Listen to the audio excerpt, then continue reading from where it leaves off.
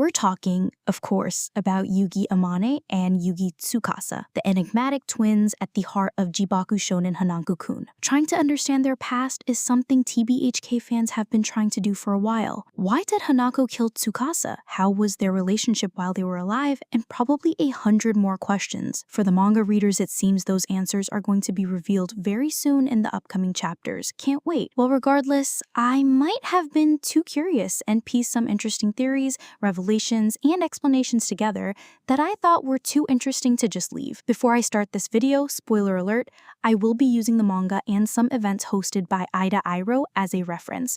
Although the spin-off stories in those events aren't canon, some of their parts have shown to become true later on in the original story. They are good sources of foreshadowing since all the characters' essence always remains the same. Part 1. Amane's injuries. It is evident that Tsukasa is the reason Amane had those injuries. Tsuchigomori says that Amane had been getting those injuries since his first year there, and the time Nene accidentally time travels to meet him, it's 5:30 p.m. and those are really painful fresh injuries, still bleeding. He was friendless and was ignored by most students, and most important of all, he says he forgives the person responsible. The only person that meets all these criteria can be none other than Tsukasa. Yet, Amane hardly shows the behavior of the victim. In some panels, he is shown casually sitting beside Tsukasa chatting with him and realizing he's tone deaf. They are shown to go to movies together and stay in the clock repairing room together. I think I have worked out why. Bakeneko Ryokan Hanakote was a cafe event hosted by the Hanako-kun Cafe. Its motif was a supernatural inn that was tended to by monster cat caretakers.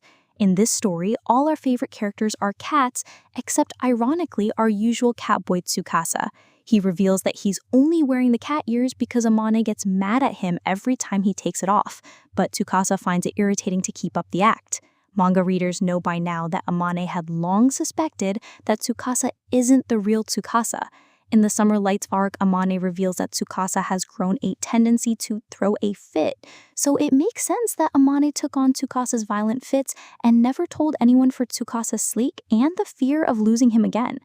Realizing that it wasn't really his brother and Tsukasa's actions were probably out of his control, I suppose he never got angry or blamed Tsukasa, hence the casualness. And that must also be the reason why he had been trying to fix the big clock and go back to his 4th birthday. To find his real brother. The second intriguing part of their relationship is how Tsukasa's murder and behavior is shown to always connect to Amane giving up on his dream. That, I think, can be solved to an extent as well. After Ko, for some reason, tells little Tsukasa about the future, Tsukasa goes back. I don't think it would be a far leap to assume that Tsukasa must have tried to get Amane to fulfill his dream. But sadly, by then, Tsukasa had just become aggressive and violent, and the only thing he could see in his brother was someone who hated him so much he'd end up killing him.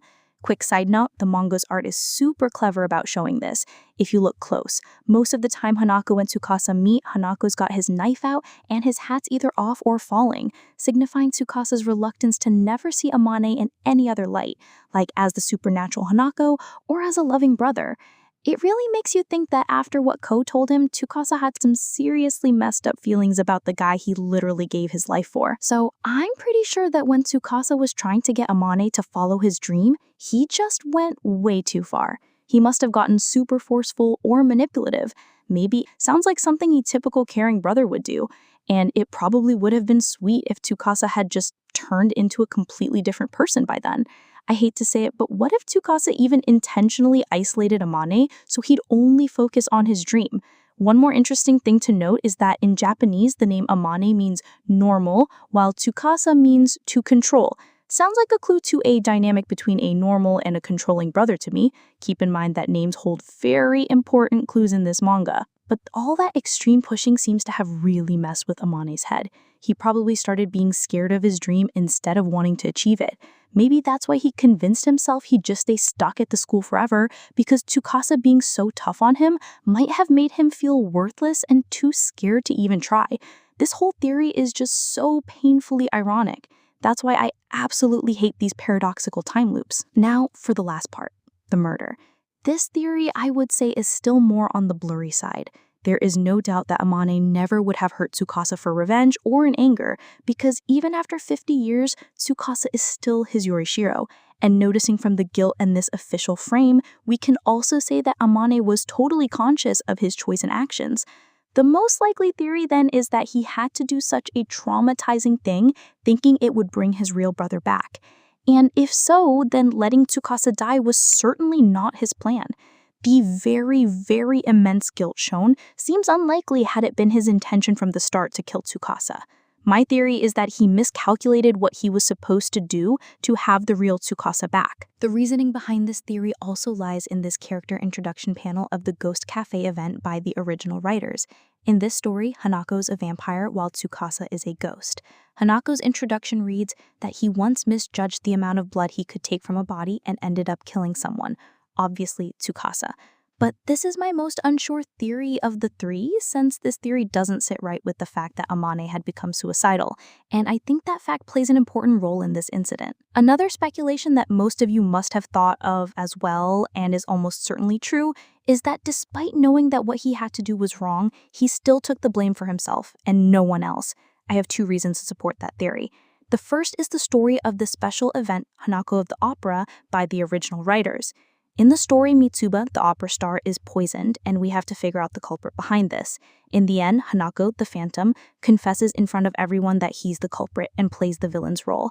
However, later, Tsukasa reveals that it wasn't Hanako at all. Similarly, in the Picture Perfect arc, Amane is shown to be reading a real book called Takasubune by Mori Ogi. The story mirrors the Yugi twin story to a lot of extent. It's about a character named Kisuke. After their parents died, Kisuke and his younger ailing brother faced mounting debts. When his brother's suicide attempt failed, he tearfully begged Kisuke to end his life. Kisuke, even though really unwilling, is forced into a situation to help his brother end his life, and then is convicted as a murderer by the police. In both references, it seems pretty evident that Amane's taking more blame than should be put upon him. Well, these were all the twins-related theories I could come up with, but as a bonus, I would also like to discuss a few more interesting theories and foreshadowing done by the original writers. First, while we were on the topic of the murder, I would also like to discuss about one of the most frustratingly least discussed aspects of this incident, the twins' parents.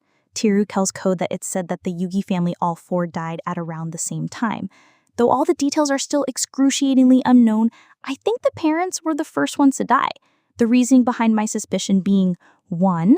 Takasubune, where the brothers were first orphaned, and 2. Another event by the original writers, Detective Teru comes across a 50-year-old newspaper clipping about 2 boys being the only ones who were seen escaping the scene of a fire while the rest of their troop, aka family, had already died.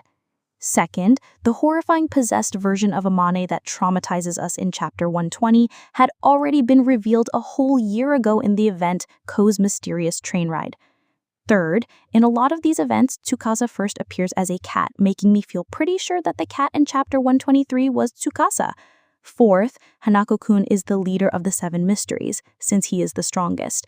That one, most of you must have already concluded, but I still felt like bringing it up because even when sealed, if he is this strong, I would really love to see him fight Teru, once without his seal. But what's more intriguing here is the reason he is the strongest. Tsukasa had told us way back in Chapter 14 that the more regretful a person, the stronger they are as a supernatural.